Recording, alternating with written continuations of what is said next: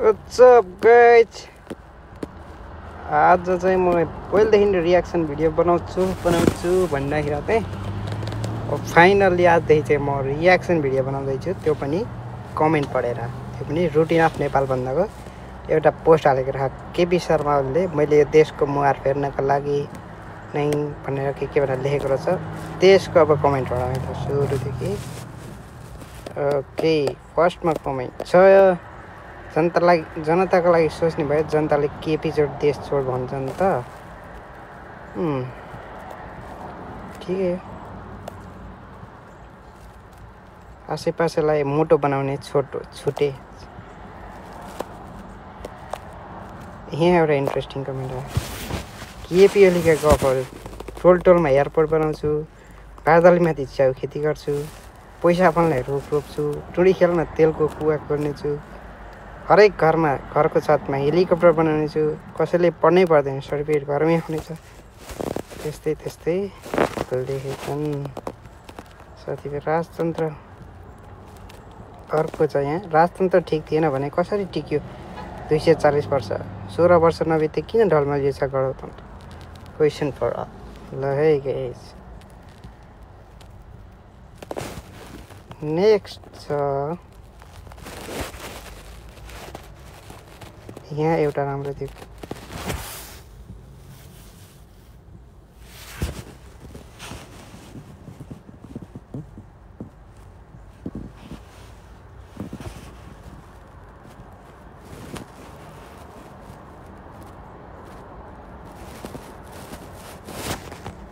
त्यो गाना भन्दै अर्कोमा ओके।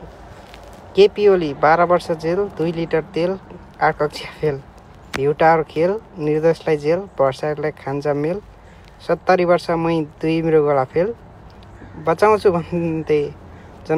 चलाउँछु भन्दै जनकपुर रेल, रहेछ देश ध्वस्त बनाउने खेल। राम्रो राइम, गाली गर्नको लागि हो।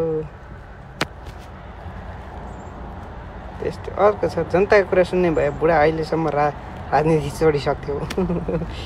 ठिकै हो, टिक्न दिएको छैन साथीलाई।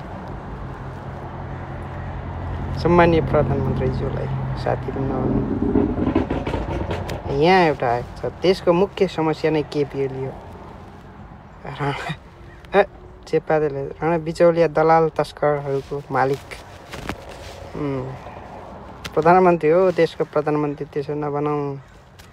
यहाँ एउटा इन्ट्रेस्टिङ छ, तपाईँको नेतृत्वमा देश झन् दुरावस्थामा पुगेको छ, भ्रष्टाचारको दलदलमा फसेको छ, तपाईँले सरकार पछि केही गर्न सकेन, बरु भ्रष्ट नेतालाई जोगाउन, कालाबजारी गर्नलाई संरक्षण गर्न, जनता महँगी, बेरोजगारी, आसमान पिल्सिँदा चुपचाप बस्ने मात्र काम गरेको छ। जनताको आवाज सुन्ने र आकाङ्क्षा पुरा गर्ने कुरा भाषण मात्र सुनाउँछ। यो कारण तपाईँ सरकारले जनताको अपेक्षा ठाडै अवमूल्यन गरेको छ।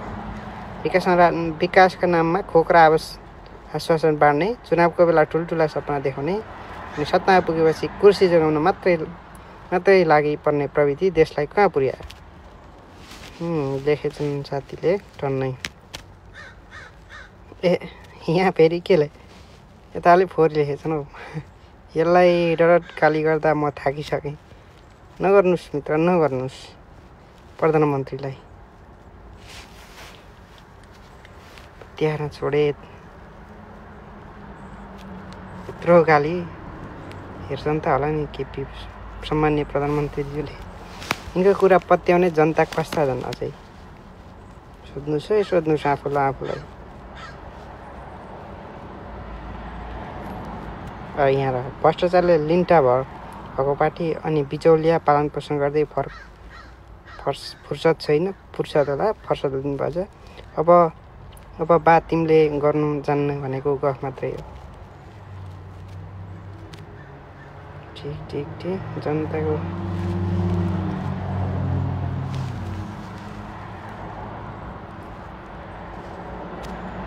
यहाँ छ, हाम्रो देशको प्रधानमन्त्री एमआरआई चेक जाँच गराउने सिस्टम छैन र स्वास्थ्यमाथि यत्रो खेलवाड। ल है, यो त अति भयो है, यति पढिसकेपछि मलाई दायाँ बायाँ केही नगरी हाँस्न मन लाग्यो। अर्को फेरि कुल्कियो देखियो विकास पनि के कति भयो भनेर विदेश जानेको ओहिरोले एयरपोर्टमा खुट्टा राख्ने ठाउँ छैन। सोचे अरे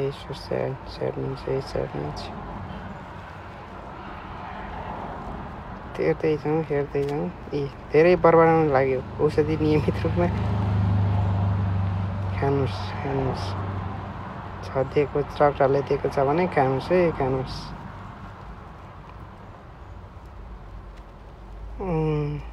कमेन्ट पम्ज्यू केमा रुचि छ हामीले देखिसकेको के बरु कमेडी हब खोलेर बस्नु।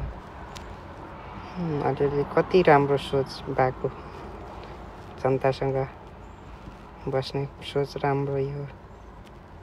यहाँ छ 26 वर्ष लागिसक्यो मुहार फेर्ने पाना कहिले फेरिन्छ मुहार। युवा विदेशबाट कहिले रोकिन्छ। देशमा रोजगारी कहिले पाउँछ र त्यो खर्बौँ लगानी आफ्नो कार्यकर्ता आसपासभन्दा अर्को व्यक्तिलाई दिनु हुँदैन र।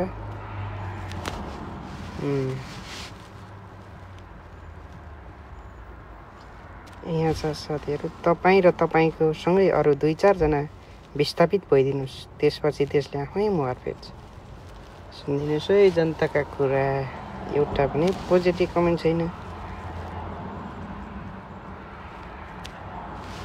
हुँदैन उज्यालो मिरमिरे तारा झरेर नगए भन्दैन म केपी र सेरे मरेर नगए। यतावति साथीहरूले यार यहाँ पीएम केपी शर्मा ओली से मलाई खाली जनता कुरा सुन्ने इच्छा पुरा गर्ने जनताको भावनालाई सम्बोधन गर्ने त्यसमा मेरो रुचि हो। तर काम चाहिँ केही नगर्ने भ्रष्टाचार गर्ने र गराउनेलाई बचाउने गर्ने मेरो कर्तव्य हो। है काम हेर्दा चाहिँ त्यस्तै देखिन्छ है। ठिकै भन्नु जस्तो लाग्यो है। यहाँ छ जनता त 3 करोड हाराहारीमा छन्। साँच्चै भन्ने हो भने हजुर जीवनमा कहिल्यै पार्टी अध्यक्ष भन्दा हुन सक्नु भएन। कालो झन्डा देखाउने पनि प्रधानमन्त्रीका लागि जनता हुनुपर्छ। खराब सन्तानको अभिभावक होइन भनेर पन्सिन मिल्दैन। आवश्यक त्यसलाई सुधार्ने हो। के लेख्नुभयो। भुटानी शरणार्थी गरीबबन्धु स्टेजको बालुवाटार जग्गा प्रकरण काण्ड एनसिएल कर्जुर काण्ड गोकुल बाँसकोटा कमिसन काण्ड ठेकेदार पोस्ट गर्ने काण्ड त्यस्तै केपी भएका काण्ड त्यस्तै छाटा अलिक सभ्य भाषा त्यतिमा टोक्ने तेरीमा टोक्ने होला। नेपाली जनताको नेता बन्न सिक पहिला। पार्टी होइन पुलिस कुट्ने स्टेडियममा कुट्ने तिम्रो नजायज झैडालाई त्यो लोकतन्त्रका ती हुन् खम्बा हुन् के अरे स्टेडियममा गएर कुट्ने त तपाईँले त्यसरी कमेन्ट लेख्न मिल्छ यार। लोकतन्त्रका खम्बाहरूलाई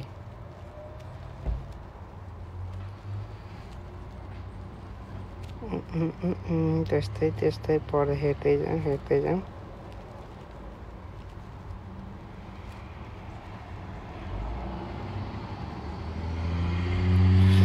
कति कमेन्ट नसकिने रहेछ केपी सरलाई हो सम्मान्य प्रधानमन्त्रीज्यूलाई।